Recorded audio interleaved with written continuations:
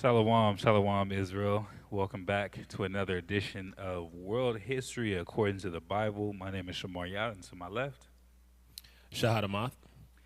And tonight we are going over Noah and the Deluge.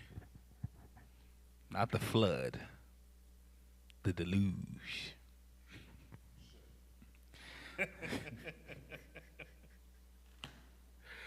Khan. Yep, we doing it different. A deluge is an overflowing of the land by water, a drenching rain, an overwhelming amount or number. We're going to start off with Genesis chapter 6, and we're actually going to read this whole chapter. All praise. Yes, sir. Ooh, I'm a little low. There we go. This is Genesis chapter 6 from the top. And it came to pass when men began to multiply on the face of the earth, and daughters were born unto them, that the sons of God saw the daughters of men, that they were fair, and they took them wives of all which they chose. Now, I didn't go, and I wish I would have probably did a little bit more of a breakdown on that. That's not talking about angels. That's not talking about Nephilim. Real quick. Wait, are you sure? 100%. Let's hold that. Let's go over to Luke real quick, just so I can deal with that because I know someone that needs to be dealt with. Is going to say. See, I told you. Right. Let's go to. We're gonna go to Luke chapter 3.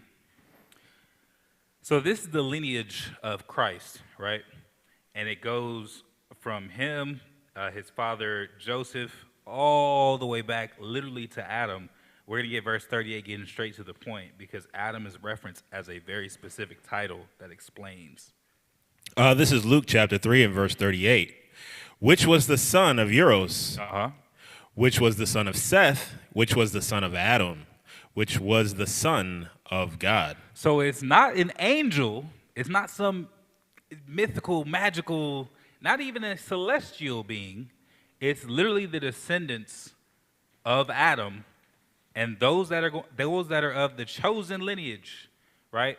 For example, there were other people that existed on the earth. However, we don't hear very much about their story because they're not pivotal as far as what's being explained in Genesis. There are plenty of people that existed, but not all of them are mentioned. So when we're talking about the sons of God, we're talking about those in which the Most High has chosen for this lineage ultimately to bring forth Israel. Noah is considered one of those sons of God because through him, he has a son named Shem. Through Shem, it goes on and on and on, and through a number of generations, you get down to Jacob. So it says, starting back at verse 2 in Genesis 6, that the sons of God saw the daughters of men, that they were fair, and they took them wives of all which they chose. So he's just saying that there were marriages being made in that time. Go ahead. Verse 3, and the Lord said, my spirit shall not always strive with man, for that he also is flesh, yet his days shall be 120 years. So the Most High was already having this issue where he was like, man, my spirit is not gonna strive with man forever. And I'm not going to try to get them to go a particular path. He said, I'm going to set a limit to the time that they're going to live here and now. Go ahead. Oh, and I'm sorry, one more thing, because I've had somebody call me and be like, man, there's this person in this uncontacted jungle where they don't have birth certificates and they're 147. And hey, bro, there have been plenty of exceptions to the rule, right? For sure. Samson was an exceptionally strong man. Solomon exceptionally wise. You had Joshua and Caleb have exceptional strength in old age. You had exceptions to the rule, but mankind as a whole, it is a very rare, to a point of even spectacle, that someone is living to 120 years. It's not a commonality. It's always a spectacle. That's how Right. rare it is. There's never an instance where someone lives to 120 and it's not a spectacle. Right. Go ahead. Verse 4. There were giants in the earth in those days, and also after that, when the sons of God came into the daughters of men, and they bare children to them, the same became mighty men, which were of old, men of renown. So, and then people go through this, and it's crazy because I'm more so want to get into the history. But I can't help but stop at these things because at the moment as I'm reading these, all these different arguments and all these different things that I've heard over, Yeah.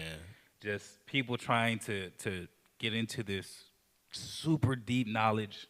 It says giants, bro. No, but they're still giants. They're still giants. The crazy part about it is we read about warriors in the Bible, but that's not all that foreign to us because not only do we see normal size, normal height soldiers, you see in the hood all these street. Those are soldiers. Those are Right. warriors, right?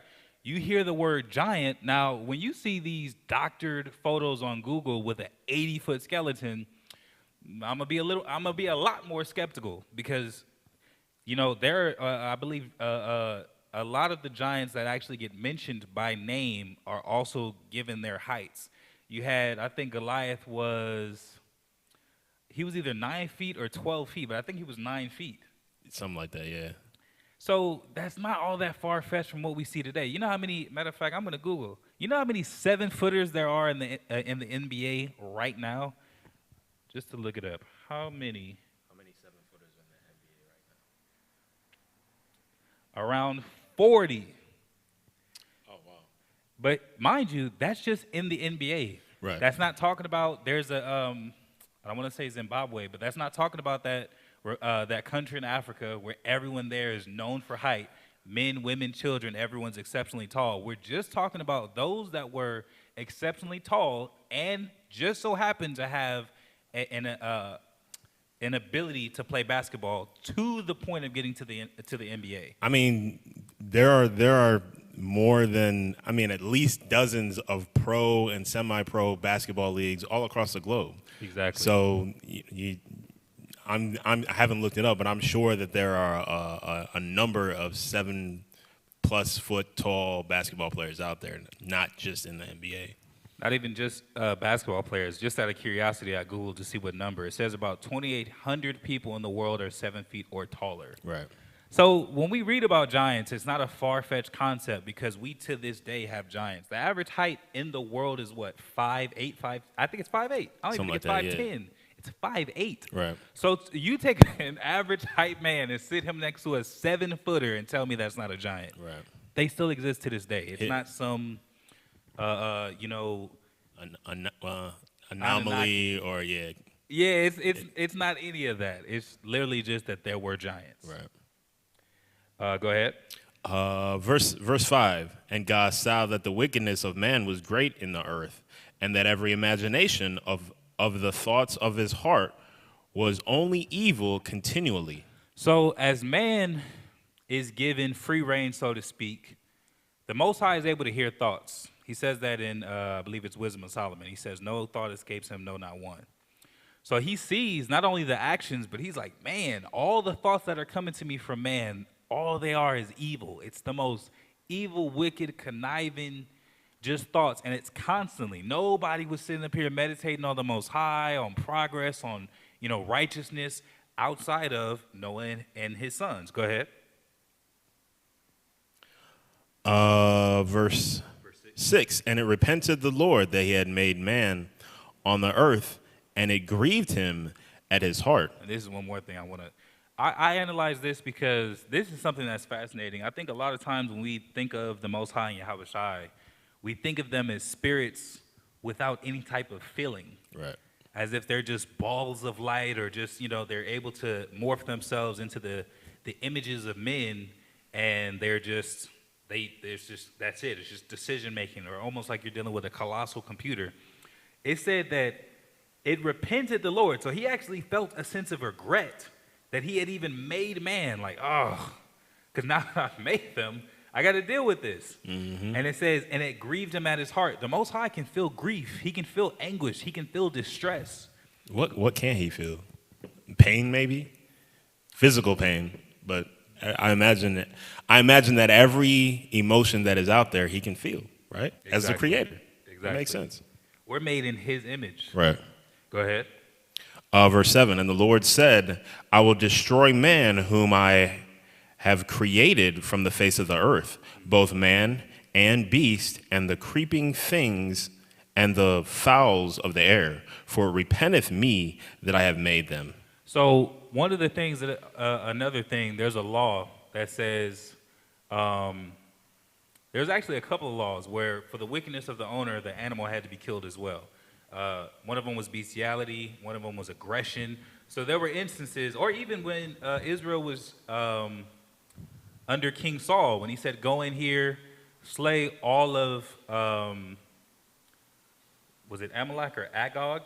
And he said, "Kill them, kill the children, the women, and the animals." So the Most High was at the point, he said, look, everything needs a clean slate. Not just man, but even the animals themselves.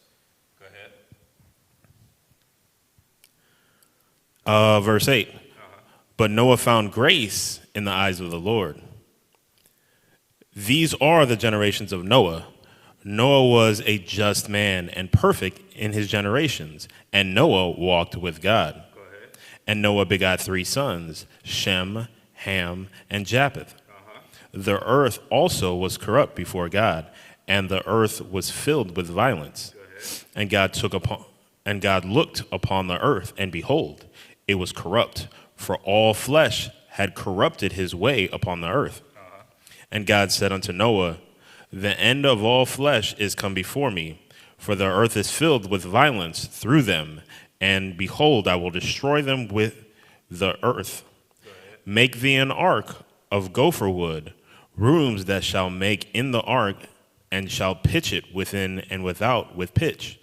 And this is the fashion which thou shalt make it of. The length of the ark shall be 300 cubits, the breadth of it 50 cubits, and the height of it 30 cubits. A window shalt thou make to the ark, and in a cubit shalt thou finish it above. And the door of the ark shall thou set in the side thereof, with lower, second, and third stories shalt thou make it. And behold, I, even I, do bring a flood of waters upon the earth to destroy all flesh, wherein is the breath of life from under heaven, and everything that is in the earth shall die. But with thee I will establish my covenant, and thou shalt come into the ark, thou and thy sons and thy wife and thy sons' wives with thee. And of every living thing of all flesh, 2 of every sort shalt thou bring into the ark. To keep them alive with thee, they shall be male and female. Go ahead. Of fowls after their kind, and of cattle after their kind, and of every creeping thing of the earth after his kind, 2 of every sort shall come into thee, to keep them alive. And take thou unto thee all the food that is eaten, thou shalt gather it to thee, and it shall be for food for thee, and for them. Thus did Noah according to all that God commanded him, so did he. So the Most High was frustrated, right? He was, and a matter of fact, let's go to Matthew real quick, Matthew 24. Because he's like, man, he's sitting up here looking at man, he's taking accounts all of man's labors, and not only, he said, man, there's a lot of violence, there's a whole lot of wickedness. But the book of Matthew also details, let's go to 24. Let's get verse 38. This is Matthew chapter 24 and verse 38. For as in the days that were before the flood, they were eating and drinking, marrying and giving in marriage, until the day that Noah entered into the ark, and knew not until the flood came and took them all away, so shall also the coming of the Son of Man be. So he said, just like in the days of Noah, let's go back to Genesis 6. He said in the days of Noah, he mentions not only that they were being violent, right? I always kind of picture things evolve to the point of getting like unto the purge. That's not something that's like some foreign concept, because you could see that it was continually evil. Nobody was having a normal thought, so to speak. And on top of that, marrying, giving in marriage is not talking about actual genuine marriages. What's evil in that? They're talking about fornication. Right. So you have a whole lot of murder, a whole lot of violence, a whole lot of fornication that is taking place continually over and over in a vicious cycle. And you have to consider, you know, as much as people try to talk about, you know, the Bible being romanticized, or as much as we can romanticize the there's a whole lot of stories that talk about the reality and the brutality of man and the reality of the situations and circumstances that were taking place. You even had with the city of Sodom and Gomorrah, it was so bad and infested with homosexuals that they had recognized new men coming into the city. Right. A whole city was they was knocking on the door like, hey, somebody new is in there. So this is the first instance of this level of wickedness being seen, and the Most High was like, man, I made these people, but I mean, look at them. Look what they've done. Look what they've become. And said it grieved his heart. And ultimately, he understood. He's like, man, there has to be a great reset, essentially. Noah and his son, well, Noah was the only one documented as being perfect. However, I don't think his sons were perfect necessarily, because the scriptures don't say that, but they must have been influenced enough to be given an opportunity of repentance to join their father on the ark with their wives. So now the Most High has commanded Noah to build this ark, right? It was a pretty massive boat, about 525 feet. A cubit is about 18 inches. So the length of it was about 525 feet. To gather all these animals and basically whatever supplies that they were going to need to be able to survive and to prepare, essentially, for the time that there would be a flood. Go ahead. Let's go down to chapter 7, start at verse 1. This is Genesis chapter 7 and 1. And the Lord said unto Noah, come thou and all thy house into the ark. For thee have I seen righteous before me in this generation. Of every clean beast thou shalt take to thee by sevens. So let's hold right there. Let's go to Leviticus chapter 11. So for one, the Most High told him, he said, man, out of everybody that exists right now, I'm recognizing that you're different. That's something to stay encouraged as far as the situations that we go through or the things that you're going to endure being in this truth, feeling like the labor is not noticed. The Most High is noticing that labor. He said, man, out of everybody, your thoughts are the only ones that I can stand to hear. You're the only one righteous before me in this whole generation. And he wasn't talking about those that just existed in that moment at that place. He was talking about the entire earth. Leviticus chapter 11, and we're going to start at verse 1. And real quick, just for some context, at the end of chapter 6, he says, take everything by twos. And that's the common story that we hear and that we see. You see the little children's books, you see the movies, it's always 2 and 2. However, he says, of every clean beast thou shalt take by 7. So now, what is clean and unclean in the eyes of the Most High? Go ahead. This is Leviticus chapter 11 and verse 1. And the Lord spake unto Moses and to Aaron, saying unto them, speak unto the children of Israel, saying, these are the beasts which ye shall eat among all the beasts that are on the earth. Whatsoever parteth the hoof, and is cloven-footed, and cheweth the cud, among the beasts, that shall ye eat. Nevertheless, these shall ye not eat of them that chew the cud, or of them that divide the hoof, as the camel, because he cheweth the cud, but divided not the hoof. He is unclean unto you. So there's a stipulation between the clean animals and the unclean. A clean animal, it had to have all 3 proponents to have a parted hoof, be cloven-footed, and chew the cud. That's what qualified as a clean animal, right? So let's hold that. Go to Deuteronomy 6 and 25. So when you see the Most High speaking to Noah, not only did he tell him take 7 clean animals, which, mind you, that's not even what this lesson is about, shows that they were keeping the law before Moses, because what law or what standard would Noah have to compare these animals to be able to understand what's clean and unclean, right? Right. On top of that, the Most High says, for thee have I seen righteous. Deuteronomy 6 and 25. And it shall be our righteousness if we observe to do all these commandments before the Lord our God. He said, hold on. He said, it shall be our righteousness if we do all these commandments before the Lord our God. Go ahead. As he hath commanded us. As he hath commanded us. So that's why Noah was found different from everybody else. Out of all these other nations, they did whatever it was that they decided to do. And you don't even see a whole lot of credit to them being idolatrous. You see that they were just disobedient to the Most High's commandments. They were murderers, slanderers. They were fornicators. They disobeyed the Most High. Whereas Noah was actually keeping the commandments and honoring the Father. And that's why he said, you know what, Noah, out of everyone on earth, you're the only one that I can actually deal with. Let's go back to Genesis 7. chapter 7. Yeah. This is Genesis chapter 7 and verse 2. Of every clean beast thou shalt take to thee by sevens, the male and his female. And of beasts that are not clean by two, the male and his female. So that's where the 2 and 2 comes from. Of the clean beasts, he had sevens of them, right? He had to eat. He potentially had to make sacrifices. So he needed at least 7 of these animals, whereas the unclean animals, he only took 2s. Well, it's interesting just how this world portrays the Noah story as, never mind about the 7 clean animals that he took. It's only, let's focus on, the 2 by 2. Just thought that was interesting. How they try to avoid the dietary law. Right. But when you actually read these stories for yourself, you get a lot of understanding. Like, oh, wait a minute. So he had to have understood what clean and unclean was. What made him special. What made him. It's a whole lot to it that actually starts to make sense when you, all praise to the Most High, are given an understanding of the law.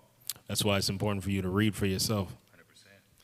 100%. Verse 3, of the fowls also of the air, by sevens the male and the female, to keep seed alive upon the face of all the earth. Go ahead. For yet 7 days I will cause it to rain upon the earth, 40 days and 40 nights.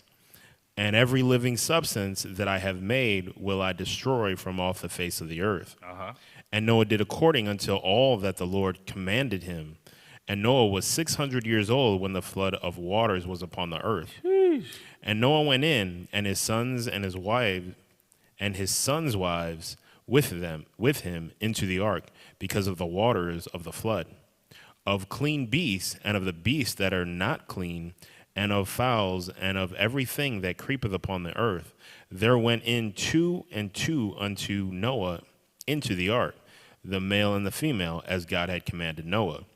And it came to pass after 7 days that the waters of the flood were upon the earth. And one more thing, finish reading Leviticus 11, because it's not just animals. There's laws as far as bugs, creeping things, smaller animals, different genuses, all of that stuff. But each one has its own dietary law. There's a different dietary law between aquatic animals and fish versus mammals. There's a different ones for birds. There's a different ones for bugs, beetles, all that type of stuff. It's all detailed, however.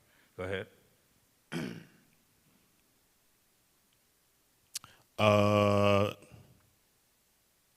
Verse 11, and in the 600th year of Noah's life, in the 2nd month, the 17th day of the month, the same day were all the fountains of the great deep broken open, and the windows of heaven were open.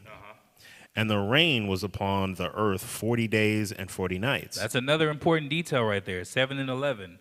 He said the 2nd month, the 17th day of the month. So write this down. 2nd month, 17th day. This is also giving you understanding as far as calendar is concerned and timekeeping. Go ahead. And the rain was upon the earth 40 days and 40 nights. In the selfsame day entered Noah and Shem and Ham and Japheth, the sons of Noah, and Noah's wife, and the 3 wives of his sons with them, into the ark. They and every beast after his kind, and all the cattle after their kind, and every creeping thing that creepeth upon the earth after his kind, and every fowl after his kind, every bird of every sort. And they went in unto Noah into the ark, 2 and 2 of all flesh, wherein is the breath of life.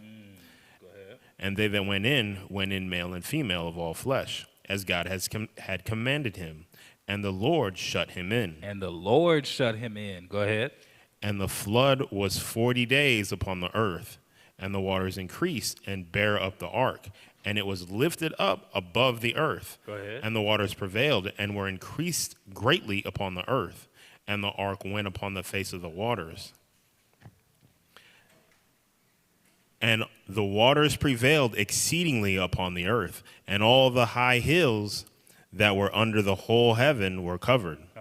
15 cubits upward did the waters prevail, and the mountains were covered. So everything was covered, even the tallest peak of the mountains was 22 and a half feet underwater. That's where that 15 cubits is, 22 and a half feet. Go ahead. And all, verse 21, and all flesh died that moved upon the earth, both of fowl and of cattle and of beast and of every creeping thing that creepeth upon the earth, and every man. All in whose nostrils was the breath of life, of all that was in the dry land died.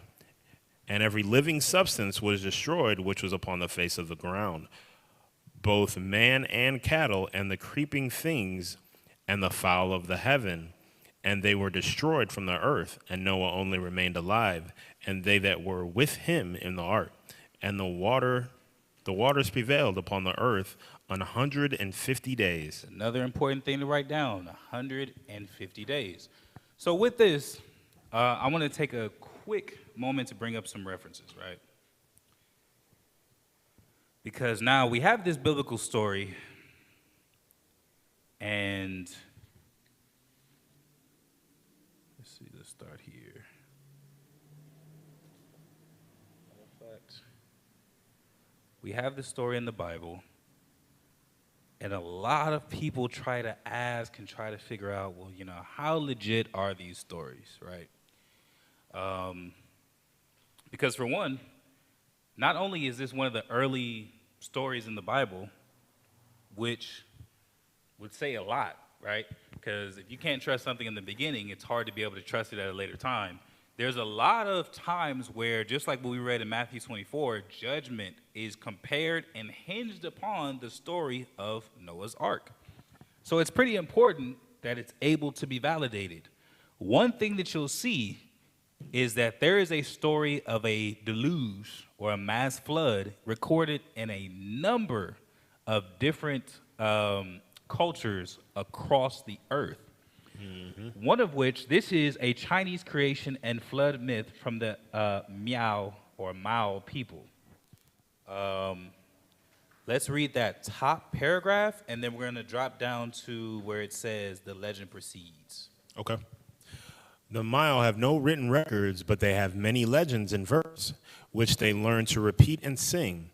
The High Mao or Black Mao, so called from their dark chocolate clothes, treasure poetical legends of the creation and of the deluge. Uh-huh. These are composed in lines of 5 syllables, in stanzas of unequal length, one interrogative and one responsive. They are sung or recited by 2 persons or 2 groups at feasts and festivals, often by a group of youths and a group of maidens. The legend of the creation commences. Actually, let's just drop down to the first paragraph of the in the story.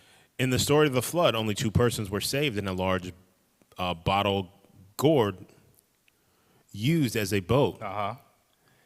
And these were Z and his sister. Go ahead. After the flood, the brother wished his sister to become his wife, but she objected to this as not being proper. So there's a recorded history, and this is not even the only one that's recorded amongst the Chinese. Let me see. Is this the one? Oh, here's another one.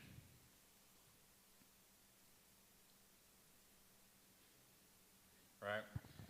So this one, it says that 2 people survived.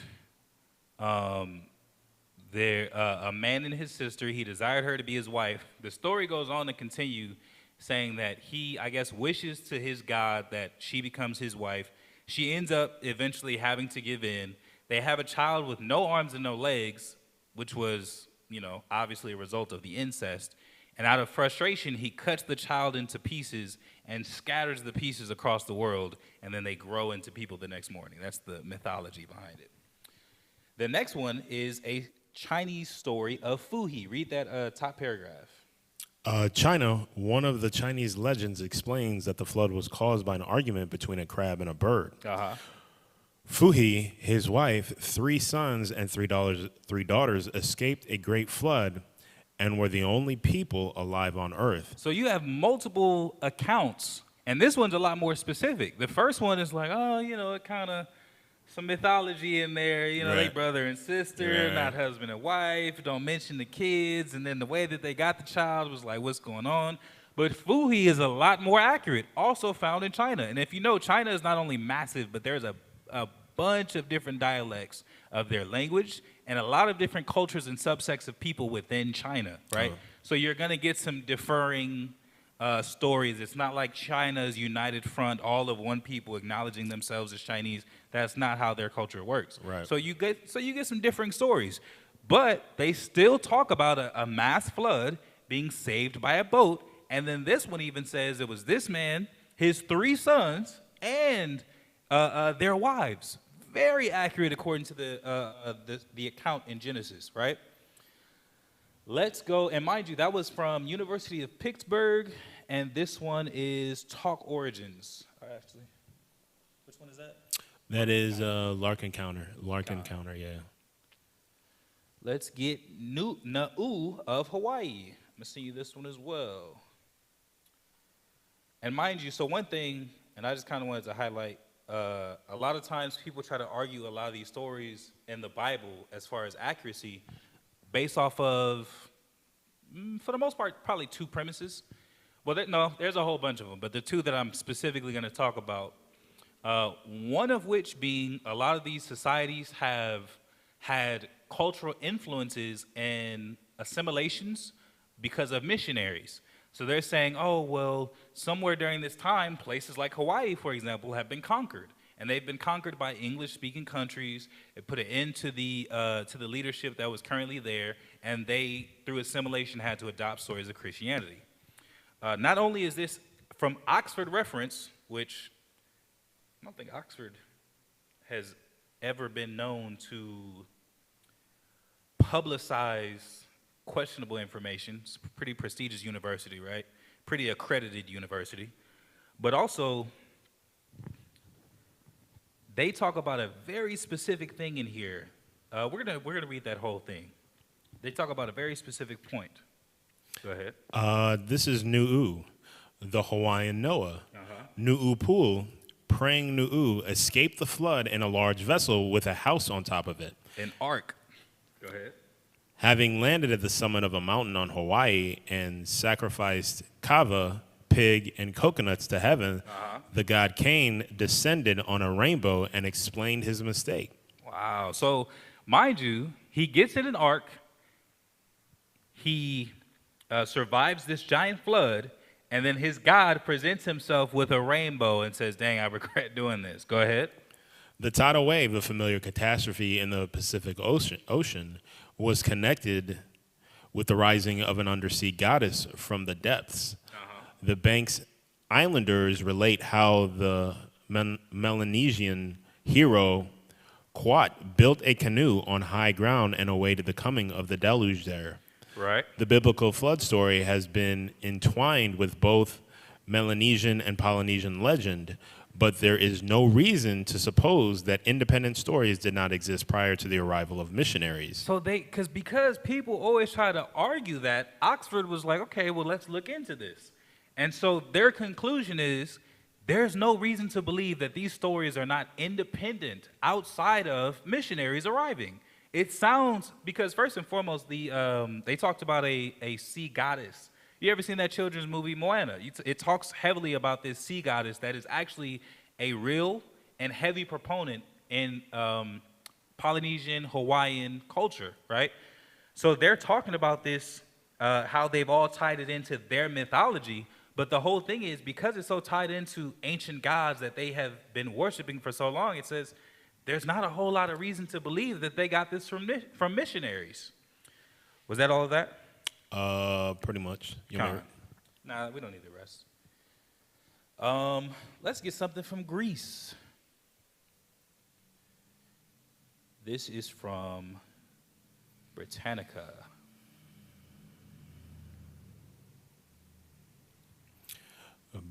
Britannica.com. Mm-hmm.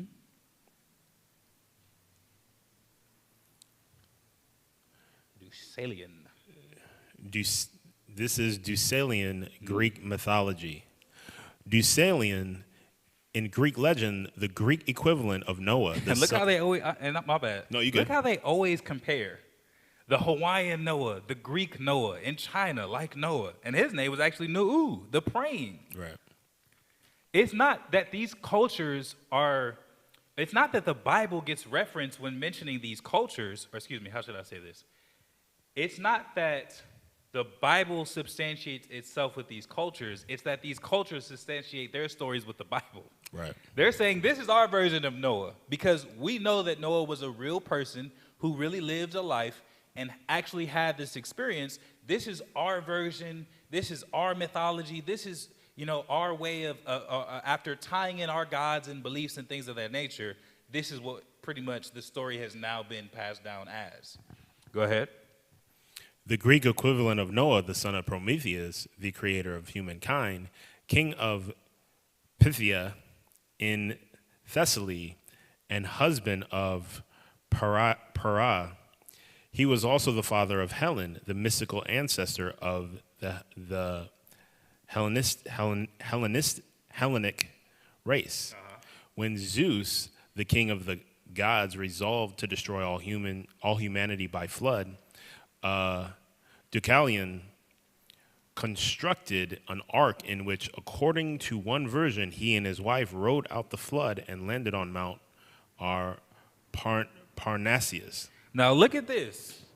So with all the mythology that exists, they said, and mind you, they didn't even accredit it to Poseidon because in mythology, just like, was it called Egyptology back then? I would assume it was, well, I don't know what they called it at that time, but like in Egypt, in ancient Egypt, they had a bunch of different gods. There was like a very particular god over a very particular thing. This is the god of the river. This is the god of the trees. This is the god of the flies. This is the god of the dung beetle. This is the god of death, the god of the moon. Mythology is very like that, right? You have all these different gods that have very specific roles. One of which that's pretty notorious because of, what's that DC hero? Aquaman. Based on Poseidon, right? Mind you, they don't even accredit Poseidon, the god of the oceans, with causing this flood. They said it was the so-called almighty god of Greek mythology, Zeus himself, right? And then they said Deucalion constructed an ark in which, according to one version, he and his wife rode out the flood and landed on a mountain. Very specific story. One that is quite literally mirroring the Bible. Let's see. We have, I think we already got Fuhi out of China, right? Yep. Khan. I had a video, but I'm just going to reference it. It's actually a series on YouTube on a channel called Ark Encounter.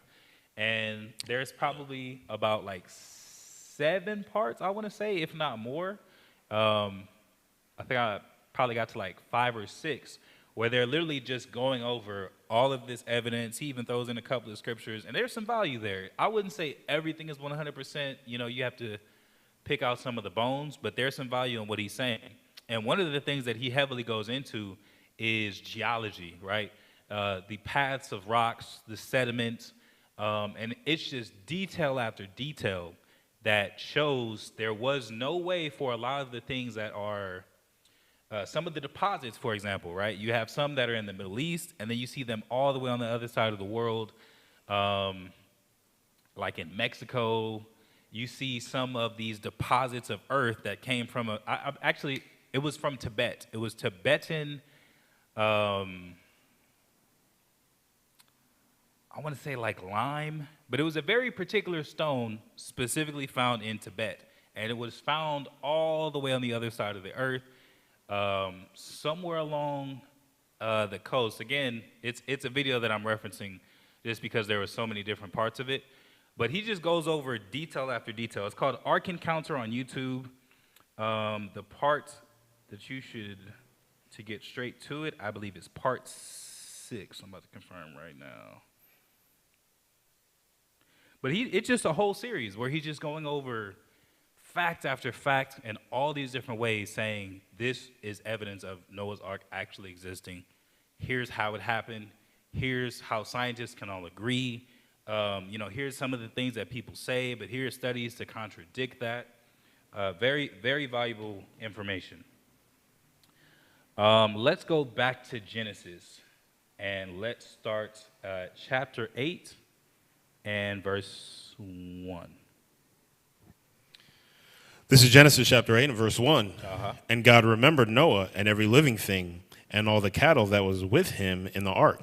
And God made a wind to pass over the earth, and the waters assuaged. My bad. One last thing I want to say. Also, a huge deposit of fossils, right?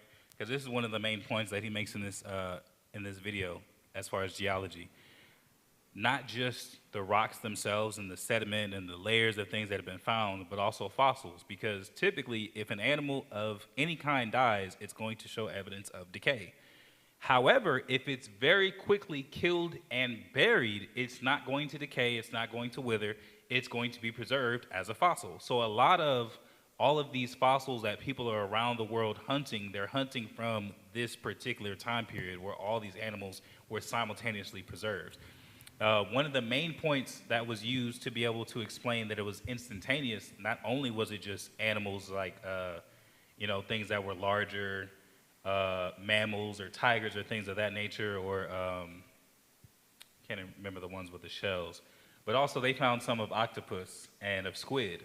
And they said if they're ever left out for within a couple of days, usually you can see a pretty staggering amount of degeneration within some hours. But they said an octopus or a squid, because of its gelatinous body, within days, it's like a pool of mud or like a puddle of jello, basically. It's going to have broken down. But they're saying they're finding solid fossils, which implies that they were very quickly buried and then some massive amount of pressure was applied to preserve the animal. Let's pick it back up at Genesis. Genesis 8 and verse 2. The fountains also of the deep and the windows of the heaven were stopped, and the rain from heaven was restrained. And the waters returned from off the earth continually. And after the end of the 150 days, the waters were abated. Go ahead. And the ark rested in the 7th month, and on the 17th day of the month, upon the mountains of Ararat. Yeah, mountains of Ararat. So we're talking about Turkey. 5th month, 17th day, right? So if you take some basic maths, quick maths, 7th month, 17th day, 5th month, 17th day, exactly 5 months in that interim, 150 days. If you divide that 150 by 5, you get 30 days, right? That's how we get 30 days in a month.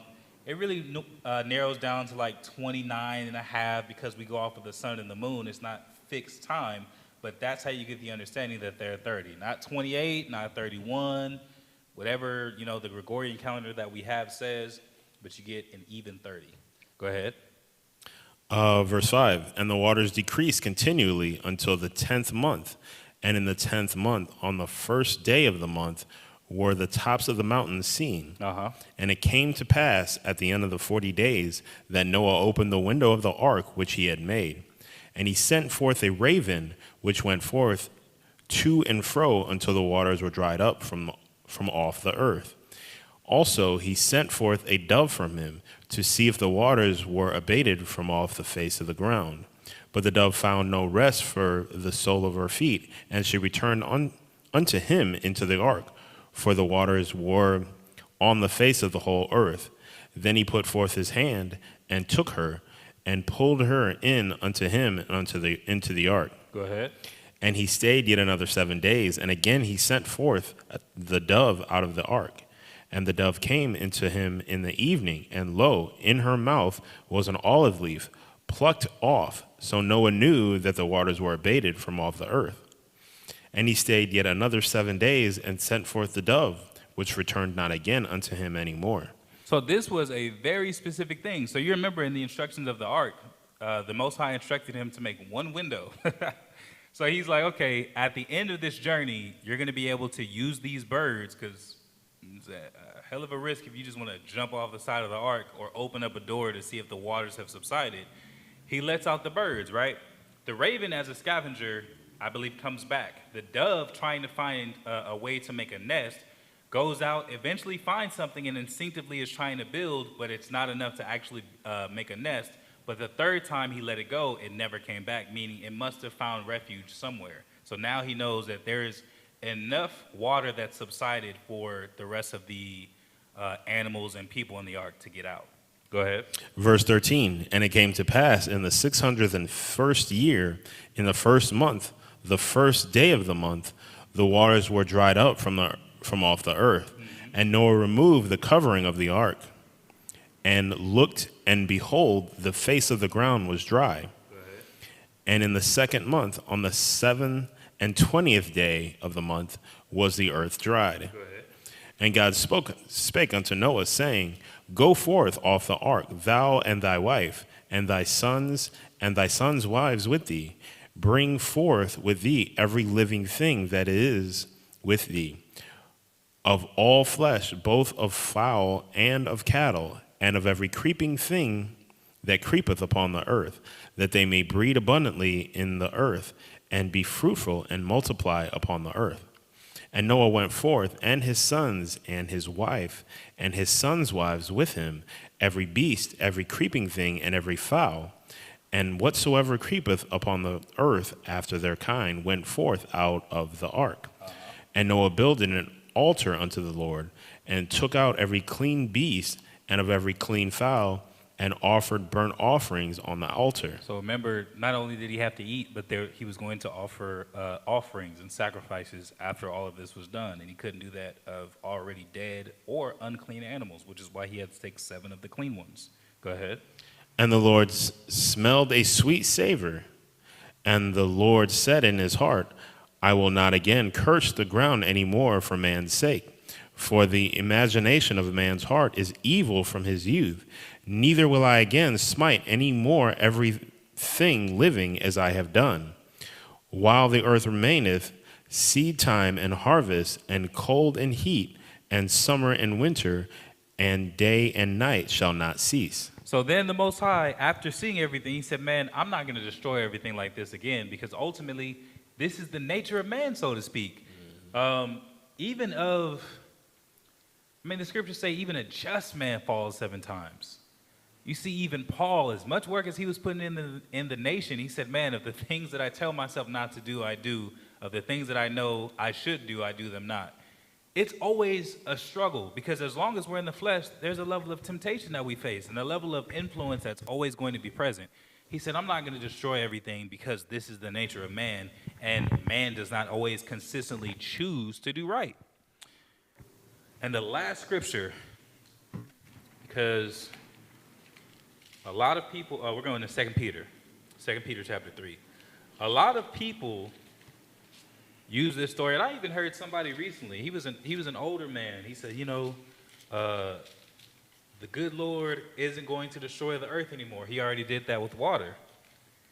I'm like, that's not true. That's one of the reasons why people try to challenge these stories, because this was judgment, right? If this was any old story with any old backstory and reasoning, it wouldn't be as significant to really try to dispel or to prove this story. Right. But this is a specific evidence of the Most High judging the earth for wickedness and killing all life, including animals, with the exception of 8 people and the living creatures that got on the ark. 2 Peter chapter 3. We're going to start at verse 3. This is 2 Peter chapter 3 and verse 3. Knowing these first, that there shall come in the last days scoffers, walking after their own lust, and saying, Where is the promise of his coming? For since the fathers fell asleep, all things continue as they were from the beginning of the creation. So he said, in the end days, there's going to be scoffers. I'm actually going to get you a definition. What is a scoffer? It says, a scoffer, an expression of scorn, derision, or contempt, an object of scorn, mockery, or derision. There will be those that will mock, those that try to give you a hard time, be sarcastic, semantics, word games, all of the above, constantly trying to say, and mind you, it says walking after their own lusts. Very rarely are people saying, hey man, I want to be a good person.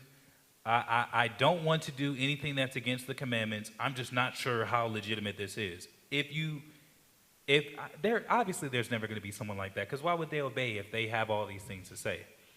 These people are doing this, and then they find their own reason, they find their own vice, and they try and find a doctrine or a way to be able to justify them remaining wicked. Well, that's not true? Well, that's not in the law. Well, the Bible as a whole is flawed. Well, the Bible's been tampered with. Well, how do we know? But it's ultimately that they want to walk after their own lust. It's not even just saying, hey, you know what? Because the reality is, even of the righteous, you see a whole lot of people that were righteous that referred to themselves as abased, and that humbled themselves in the sight of the Most High, saying, look, I'm still a sinner. I know better. I'm still struggling with these things. I'm still having these issues, but have mercy. Because the reality is, if you have to accept that this doctrine that's in the Bible is legitimate, then the only thing that you can accept is that you're wicked and that you need mercy. But if you can dispel all these things according to what it is that you desire, you can walk with a free conscience, at least until judgment. So he said, there will be scoffers walking after their own lust and saying, where's the promise of his coming? Well, if God was real and if Christ was real, well, how come? He said that things continue from the beginning as they always were. Why is there war? Why is there this? Why is there that? Pretty sure if you've been in the truth, you've heard this, right? Go ahead. Verse 5, for this they willingly are ignorant of, that by the word of God the heavens were of old, and the earth standing out of the water and in the water. Well, hold on. He said they're willingly ignorant of the fact that, first and foremost, he said, as much as you sitting up here questioning God, it's only the heavens exist and everything exists by the word of God. He said, and the earth standing out of the water and in the water, go ahead. Whereby the world that then was, being overflowed with water, perished. He said, whereby the world that then was, being overflowed with water, perished, talking about the flood. So he said, as much as you sitting up here asking about this promise and what is going to happen, he said, you willingly ignorant of what has already happened. You must be trying to go out of your way to ignore all this evidence to say that God's judgment and the things that he's promised unto his elect is not going to come. He said, just like they did, just like they doubted, and they walked after the lust of their own hearts. Go ahead. Verse 7, but the heavens and the earth, which are now, by the same word are kept in store, reserved unto fire against the day of judgment and perdition of ungodly men. He said, but the same heavens and earth are now kept in store, reserved unto fire against the day of judgment and the perdition of ungodly men. So he said, the same way that there was a judgment, a mass judgment back then, he said there's going to be another trial this time. But it's not going to be of water. It's going to be a trial by fire. We already went to Matthew. Let me get the last. Go ahead. 8 and 9. This is verse 8. But beloved, be not ignorant of this one thing, that one day is with the Lord as 1,000 years, and 1,000 years as one day. And, I'm sorry, just real quick. He said, following up with that, he said, look, because we live, obviously, the Most High experiences time different than we do. Right. Not that he doesn't experience increments of time the way that we do. He processes and understands, obviously, far beyond us. But a second to him is still a second. He's still able to see these things in real time the way that we're processing. The difference in him and us, outside of exceptional wisdom and omnipotence, is the fact that he's also immortal. So he's saying, look, you talking about how long it's been and it's been the same since forever. He said, not only am I aware of that, this time hasn't passed for me the same way that it's passed for you. I'm giving y'all an opportunity, but that judgment, you can rest assured, is coming. Go ahead. Verse 9, the Lord is not slack concerning his promise, as some men count slackness, but is long-suffering to usward, not willing that any should perish, but that all should come to repentance. And that's why we're even having this time. As much as people try to debate the Bible, the reality is we should be grateful. We should be grateful and ecstatic that we even have this time, because the Most High already said he don't respect persons. It don't matter who you are. You could be Michael Jackson. You seen how he was back in his time. It was people finding his hotel, millions of people gathered just to hear him sing, passing out just at the sight of him. He said, look, I don't care who you are, whether you're the the most renowned man to ever have walked the earth, and you could have snapped your fingers and made an entire country's move, or if you were a nobody that was righteous, he said, I'm going to judge y'all all the same according to this law. That's going to be the judgment. What was that last? Read that last verse again. Oh, I'm sorry. I remember my point. He said, this time ultimately has been given unto us as mercy to be able to get things right. He's not going to change the word for anybody, but he has given us time to be able to reform our ways so that when we do have to present ourselves, we can present ourselves as new creatures having fully repented from our sins. And last thing, I'm just going to, real quick, it said in 24 and 38 of Matthew, he said, until the day that Noah entered the flood, and they knew not until the flood came and took them all away, so shall also the coming of the Son of Man be. This is a really important thing, this flood, because there's a lot of scriptural context that hinges upon this exact story and the way that it plays out later in the scriptures. There's a lot of cross references that go back to the story of the flood to explain this is how it was before and this is how it's going to be again. It's a tremendous testimony into the way in which the Most High is willing to judge us and the mercy that he has upon us. 100%. All praise to the Most High, Israel. We appreciate you for tuning in with us tonight. Hopefully this has been edifying. You got some things you can take away from it. Maybe even some things to naysay some of the people that are going to challenge the word and be a defender of the gospel. A lot of useful things, as well as that YouTube channel, a lot of useful references that he uses. A lot of information out there. That's why the scriptures say make your calling sure, to be able to prove this information so that you can be a proper defender, because there's no shortage of enemies of Israel and there's no shortage of enemies of our God. But all praises to the Most High. We learn and we grow. With that, we say shalom. Shalom.